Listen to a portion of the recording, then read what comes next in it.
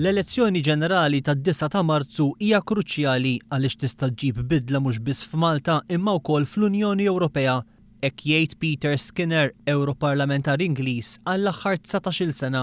Having worked with Joseph Muscat, the leader of the Labour Party in Malta, I know his capacity and his ingenuity to put Malta on the map. And these elections on March the 9th will be critical not just for Malta but for the European Union, because we need people who can back the projects, the social solidarity, the youth guarantee scheme, which is a part of our party's endeavours.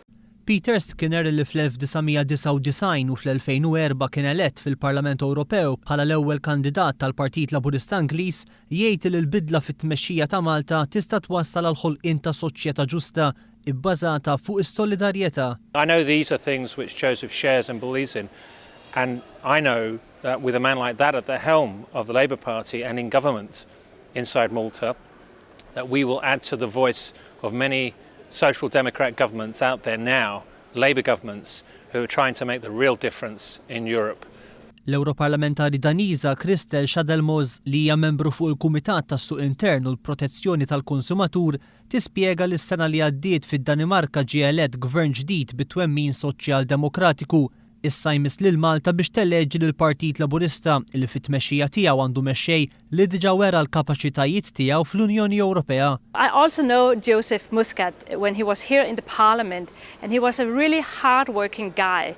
He was a very good MEP, and I especially remember that he is personally responsible for the fact that we today have so low cost on roaming, so that you can call and use your mobile phone throughout Europe without getting problems with the money.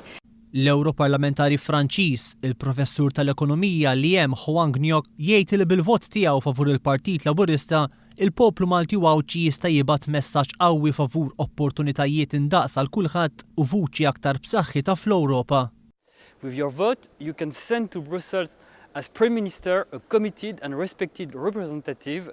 Dear friends, we experienced the rule of conservatives in all our countries for too long, but now times are changing. Let Malta join the progress camp.